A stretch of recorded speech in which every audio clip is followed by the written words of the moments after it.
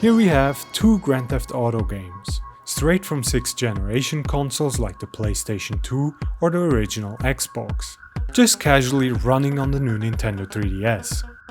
These days the handheld system can effortlessly emulate PS1 games, but something like PS2 is rather unheard of. So this has to be one of the most unexpected yet impressive ports for the 3DS so far. It's not really a port of GTA 3, but rather a port of a reverse-engineered version of it called RE3. Developed by GTA fanatics, this recreation aimed to fix many bugs of the original, experiment with its physics, and generally optimize the game. Initially, this version of GTA was made for PC only, but it was eventually ported to the Nintendo Switch, Wii U, as well as PlayStation Vita by other people. At some point it did get a little out of hand though, for example with a port literally running GTA Vice City on a router. What? And then of course we have GTA 3 and GTA Vice City on the 3DS. The new Nintendo 3DS that is. I haven't heard of anyone who tried running it on an old 3DS, but I assume the results will be very disappointing. So if you have patience, a modded new Nintendo 3DS, plus an original PC copy of GTA 3 or Vice City or both, then you can follow the instructions as found on GitHub. You can find a link for this in the description. The most pressing question of course is whether the GTA 3 port runs at all, and online I've read a lot about people struggling with its performance, so one thing I did right away on my new Nintendo 3DS was enabling clock and L2 in Luma 3DS. This increases the clock speed and activates extra cache. Now it should run a little better. And there we go!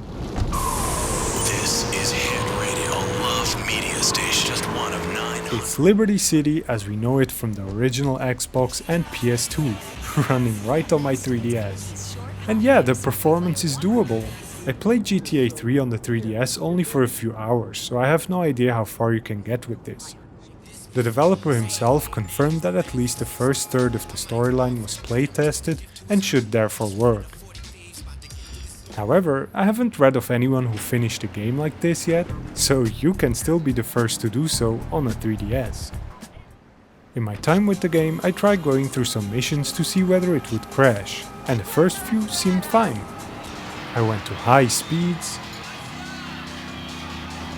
caused material damage to public property, committed murder, tried enjoying the old cutscenes, and blew up a car. It's honestly surprisingly stable. Occasionally the frames did slightly drop in areas where it's a little busier, but it's nothing too severe. In general, these old school 3-dimensional GTA titles were never the greatest in terms of controls, but pair that with the Nintendo 3DS and you've got yourself a bit of a clunky experience. For example, a common issue I read online is that people think it's unplayable due to there not being any R3 or L3 button on the 3DS like there is on the DualShock controller. But all you have to do is tap on the top corners of the touchscreen and there you have your buttons. Aside from that, texts are difficult to read, but the rest looks fairly okay.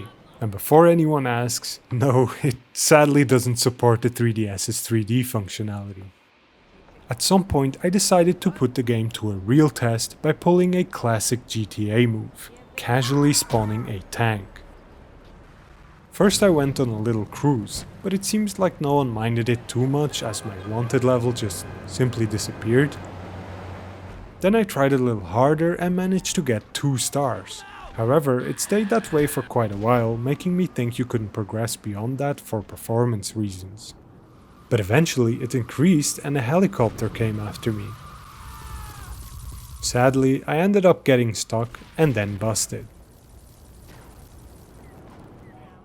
So my next plan to mess with the game involved flying. Using the flying cars cheat, I wanted to see whether I could get to Staunton Island. It took a few tries, but eventually I got there.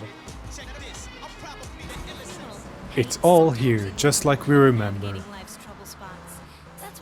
But then I became a little too brave and decided to take a peek at Shoreside Vale as well. Okay, let's try that one again. And here we are.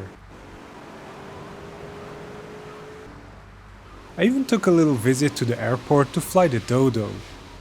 But then I remembered that it only spawns after a certain mission, so instead I took off into the distance with my little police car.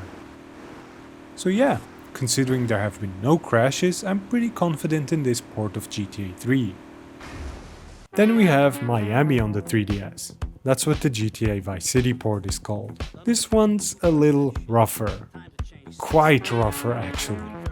When I first started it, I thought the game froze. However, it turned out the loading screen is just ridiculously long. I measured the time and it took a little over 4 minutes to load into the game each time.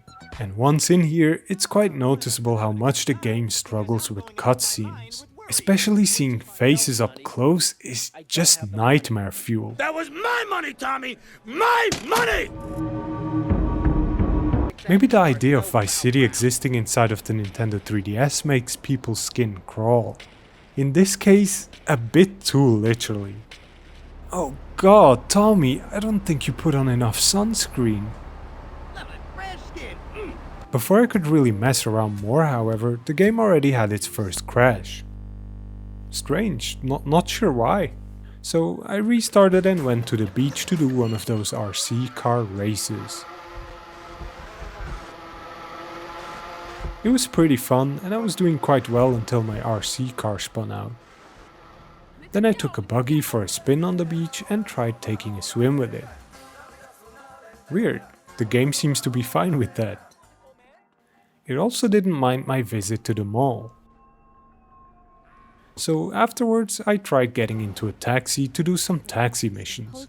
However, unlike GTA 3, I couldn't get the R3 button to react. Instead, I accidentally switched the radio stations, which caused the game to lag severely. Switching to a different radio station temporarily alleviated the issue, but only for half a second. Desperately trying to get somewhere, I constantly switched the radio stations to keep the game alive. But then the smoke particles got irritated from me messing with the radio so much and started freaking out completely, only to crash the game a minute later. In the end, I tried doing a few more missions, which worked fine up until the point where the game crashed randomly again.